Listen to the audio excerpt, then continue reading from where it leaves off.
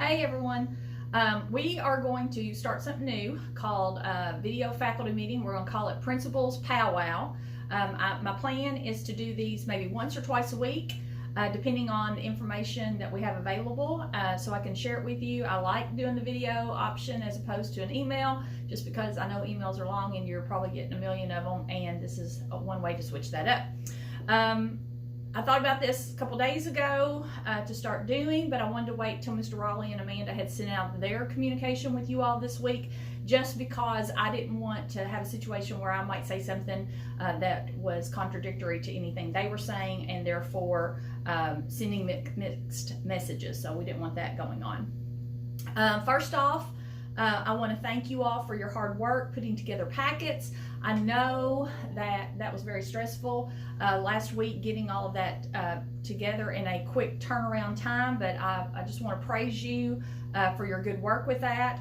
I also want to thank you for contacting kids and following up on the hard to reach students that I see your communication in your PLC logs, so thank you again for that good work.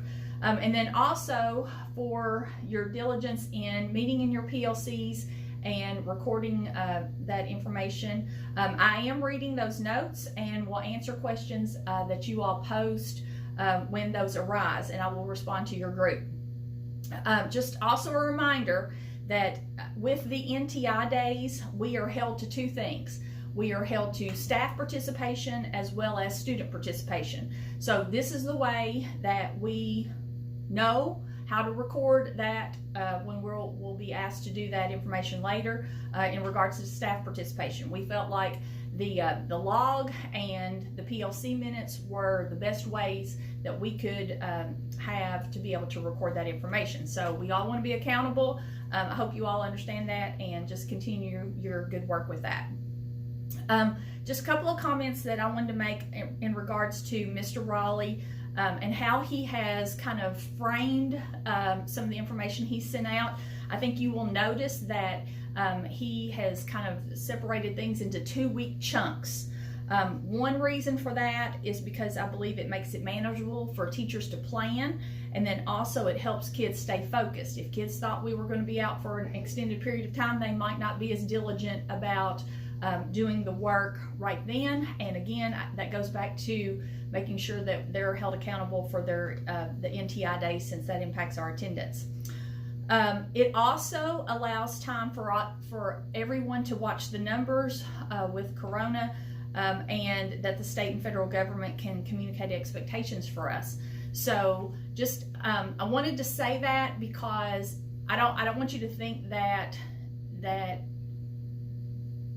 we will be back in school on April the 13th. I just want you to know there's a possibility that we won't. And as you're working in your PLCs to plan, we need to be thinking about what's the best way to make that happen if we're looking at possibly doing this for an extended period of time. Another thing that I want to comment on is spring break.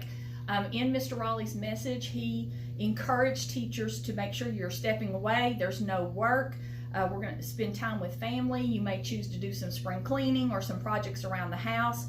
But as you plan next week, I want you to think about the possibility that we might not be back on April 13th, and therefore be thinking ahead to that so that you're not having to spend your spring break possibly planning beyond that. Okay, so just wanted to share that with you all. Also wanted to let you know that Caleb Phelps is going to be continuing weekly videos with the principals. In the past, we always talked about upcoming events at the school. We're kind of switching our focus to that to really communicate with students and parents about expectations with NTI, and then having a self-care kind of focus with that, as well as some humor. So that is something that we want to do, and we will be communicating with kids on that video that teachers will not be available during spring break. That is your time off. You're not contracted to work. So if kids choose to do homework over spring break, we want them to know that they are not to expect that you're going to be at their mercy for answering lots of questions about homework kinds of things. All right, next thing, updating packet listing for our next round. So We have had some parents contact the school and ask to be added to the packet list. We're going to update that master list and send that out to you all, so that as you all develop packets for this next round of NTI days, that we make sure that we get all of that to the correct people. Just a reminder of Amanda's email: there is no plan to go pick up the old work. We want you to give feedback to kids, and we're not advertising this. So again, this message that you're getting right now, this principal powwow, is just going to staff. We're not advertising this, but if kids don't have Wi-Fi, there is always the possibility that they could drive to the school with their laptop, hit on our Wi-Fi, and upload anything. So as you're talking with kids, that could be something that you discuss with them. If they are a packet kid, but they don't have Wi-Fi at home, but you know that they are able to get out, if there's a way for them to maybe type something or do something and then upload it if they pulled in the parking lot. Obviously, we're not encouraging kids to come out here and socially gather in the parking lot and share all of their work. But if that was an option, that would be a way for them to be able to submit something so that you could get some feedback for that. We also talked about at the faculty meeting before we left, they can take pictures of the work, send it to you in a text or remind. And again, that's just an opportunity for you to be able to see that, get feedback to them, and then move on. Give you a waxing update. So they are not waxing classrooms yet. They are cleaning classrooms. So we have some bus drivers coming into the building to clean classroom, disinfect all the desks, wipe everything down, the bookshelves, other things in the room. So if you need to come to school to create a packet for that third week, then you should be able to get into your classroom, no problem.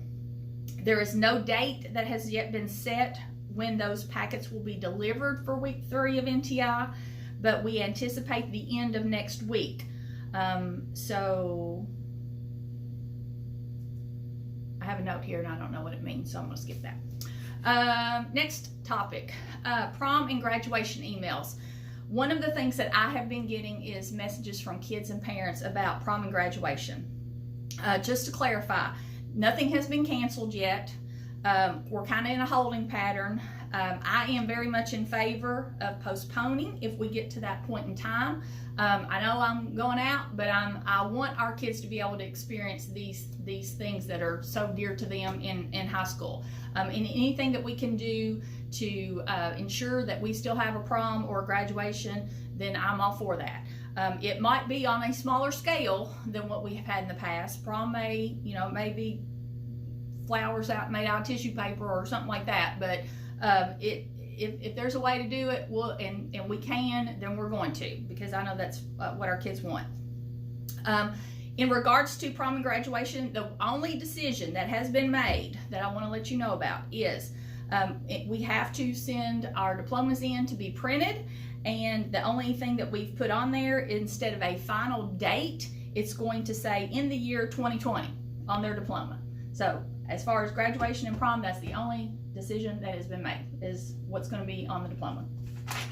That's all I got. Until next time, stay safe. Thank you all, and have a great day.